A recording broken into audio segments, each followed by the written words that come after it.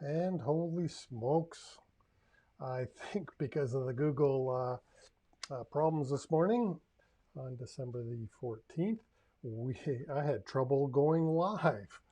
Um, Somehow I got logged out of Facebook. So kind of a scary situation there. So I apologize. I'm 1 minute late today, December the 14th. Welcome to the Secrets of Safety, Dawg. Why am I doing this? I'm trying to help companies like yours become better in the safety and compliance department. And of course, this is all for free. Right now, I'm doing a series on how to survive an MTO facility audit and what it is that you might need to have in place when those auditors come knocking on the door. And so that's what I'm doing. And of course, this really helps you if the insurance safety people come knocking on the door. If they feel very confident that you can pass an MTO facility audit, then that really helps them and their confidence level and their report as it might impact your company and your insurance rates. And of course, right now, insurance rates are through the roof. All right, so what are we talking about today? Let's go to the introduction here. The Secrets of Safety, Dawg. As I say, every Monday at 1 o'clock, I go live. And if you're out there, give me a little thumbs up or leave me a note in the comments. So the Secrets of Safety, Dawg, we go live every Monday at 1, and we always start off with a brief little thing about what's happening in the news. And this week's, I like to keep it short and simple, but this week, the story I found on the internet is about this driver who had a crash and he killed, or is alleged to have killed, 7 motorcyclists. And the driver was not listed on the company's insurance policy, as you can see here. So what happened is an hour after the crash, the company tried to add this driver to the insurance policy. So that's not very good.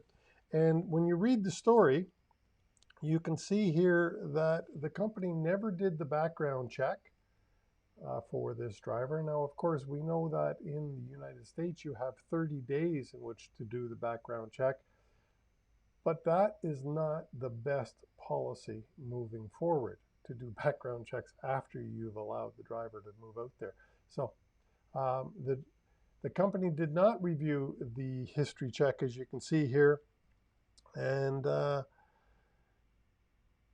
he had a drunk driving charge in his history. So had the company investigated, they perhaps may not have hired this particular driver. So this whole incident ended up putting the company out of business. Probably couldn't get insurance after this situation. Why do I bring it up? It's really important that you keep your driver list current with your insurance company. I would inform the insurance company of all drivers before they begin driving for you. And secondly, of course, do the reference checks before you give the keys to the driver.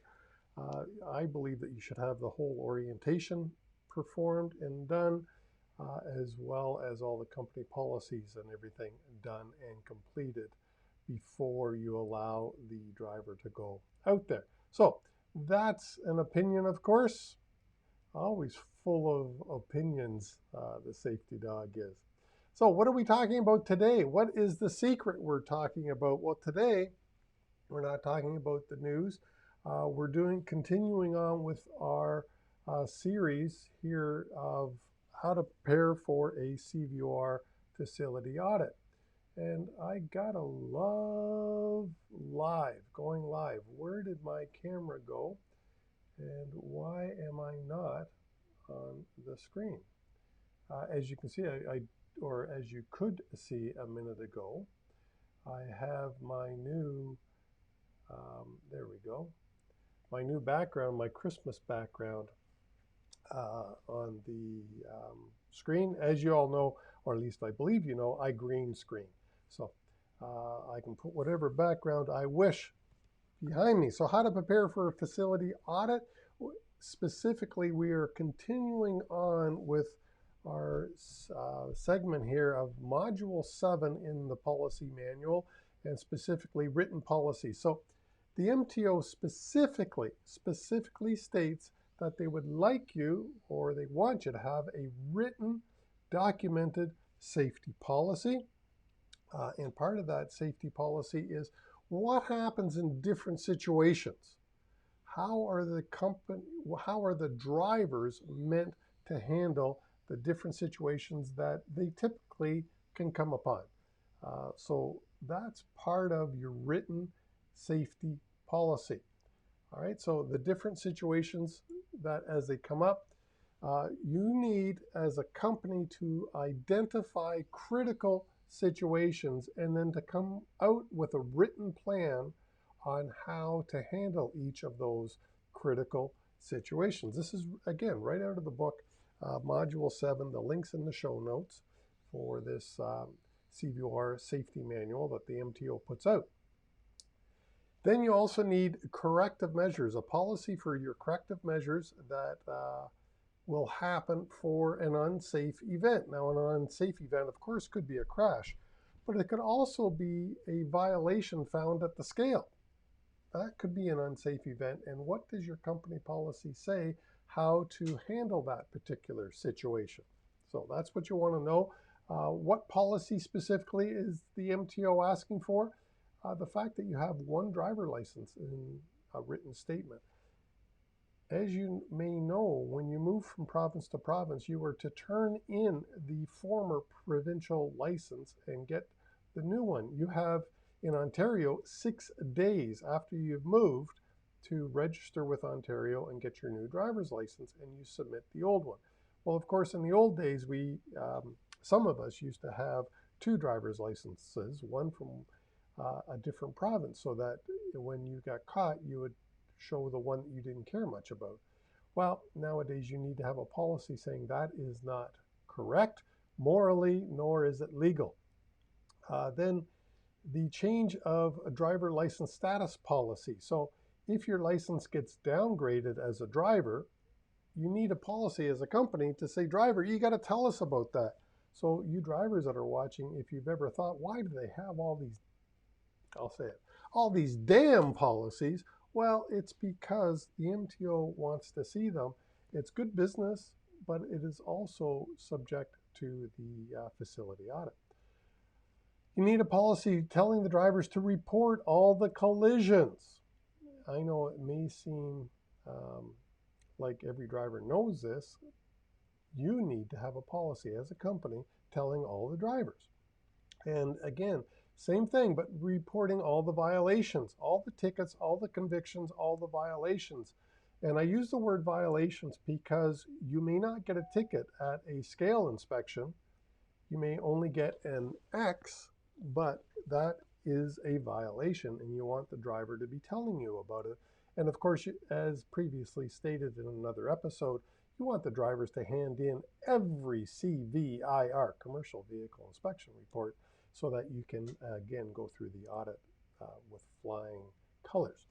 You need a policy on driver. You need to obey the speed limits. Yes, I know. And I see myself in the camera there. My Christmas beard is coming in. Speed limits. Seatbelt use. You need to tell the drivers it is not permissible to operate your vehicle without a seatbelt. And of course, drug and alcohol use.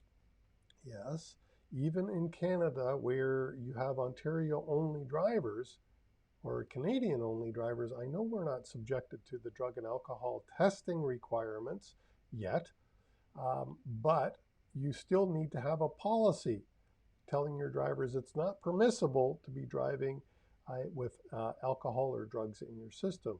And of course, the Ontario government a year or 2 ago passed a law saying that it is now 0 for drugs and alcohol in your system while operating a commercial motor vehicle. Your policy should reflect that. So you need a policy on that. You need a policy on defensive driving. So how to drive defensively, winter driving. inclement weather driving, things like that. Fatigue management. Tell the drivers what the signs are that they may be getting tired while behind the wheel, and is there possible ways to correct that, as well as how to recognize the signs of fatigue, and tell them again that it is okay to park the truck, notify the company that you've parked the truck and that the load is going to be late, that there is now, you've got to tell the drivers that there's no load more important than them getting it delivered safely, that you will take care of the fact that that a load is going to be delivered late, but safely. That's what you want. So you need to have that in writing. You need to talk about load security as well as securement, I believe, but they didn't say securement. They talked about in the manual load security specifically. How to fuel, where to get fuel, all that type of stuff. You need a policy on that. And if you haul dangerous goods, TDG stands for Transportation of Dangerous Goods. If you haul dangerous goods, of course, you need a policy on that, and the fact that you're going to train the drivers and all that good stuff. All right, then they get into, it would be nice to have some other policies, and policies on bill of lading and their procedures, who can sign, when to sign, that type of thing. Crash scene procedures. If the driver is involved in a crash, what can they do? What should they do? What is the first thing to do? Who to notify, who to call, that type of thing, all needs to be in writing, as well as hours of service. You need to teach the drivers or remind the drivers, hopefully they already know, but you need to remind the drivers of the hours of service regulations and how to adhere to them, as well as whether you're running paper logs, ELDs, that type of thing, and how to use them. Weigh slip procedures are nice to have, when to weigh. Basically, you need a policy statement saying, drivers, you must comply with the law. Pretty simple, but that's the wording right from the CVOR safety manual, that they want you to comply with the law. They want a statement in the manual, in your driver manual, on how to comply with the law, as well as driver training. When are you going to be training the drivers? The fact that it is required to train your drivers. All right, and then acceptable conduct. And under this acceptable conduct, you may have a social media policy, for instance. I'm a big believer in social media policies at the moment, but social media policy, conduct, how to use a fire extinguisher, how to use the equipment that the driver is going to be using. And one specific example is how to use a fire extinguisher.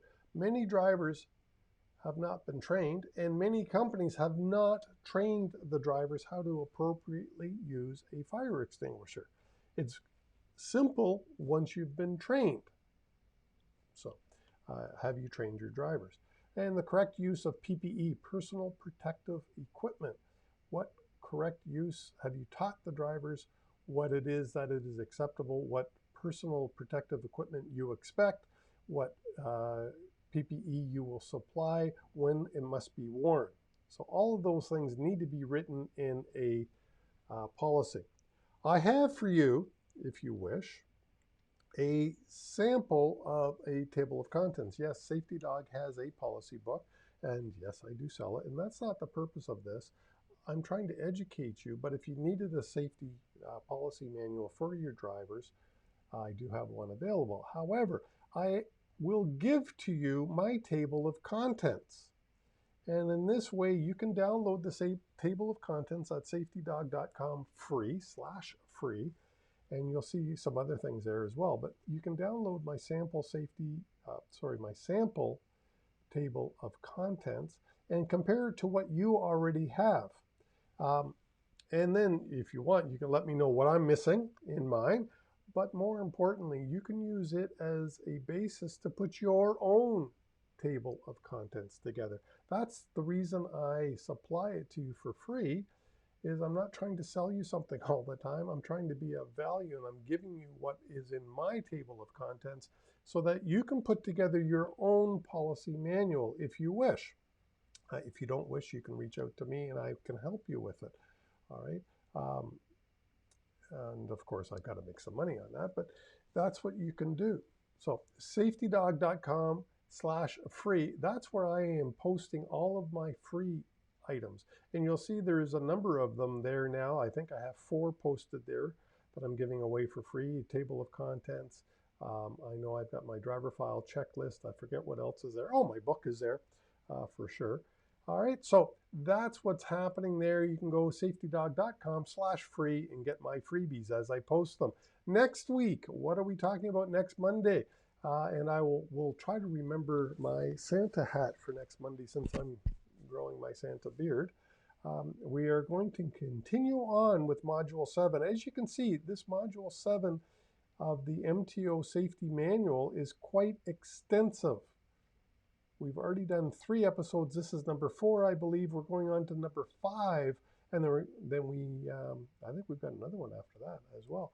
So we're going to be talking about what training MTO specifically tells you that you should be giving to your drivers, and then what training they suggest that you give to your drivers. So there's specific ones that they're looking for, and then there's a list of recommended trainings. So that's it for this week, December the 14th, Christmas. And as you can see in the background, I've got my Christmas colors up. Next week, I will wear a Santa hat. Yay! Because I love this time of year, even though this is 2020 and it has been like no other year ever that I've lived through. So 2020 and Christmas is a little bit different this year. But with that, that is it for this week. I appreciate you. I do have, somebody's on live and I missed that. I do appreciate you tuning in. If you have a topic that you would like me to cover, leave it in the notes. Leave me a comment, leave it in the notes below, and I appreciate that. Does it tell me? I'm just clicking on it here to see if it tells me on who it is that's tuned in live to me, but I don't believe it does. That's too bad. I'd give you a shout out. All right, so with that, Safety Dogs out. Have a great day. See you next week. Will be, I believe, the last one of the year will be my show next week. It will be my last broadcast for 2020, and God, let's hope 2021 is a little more normal. All right, thanks so much. Safety Dogs out.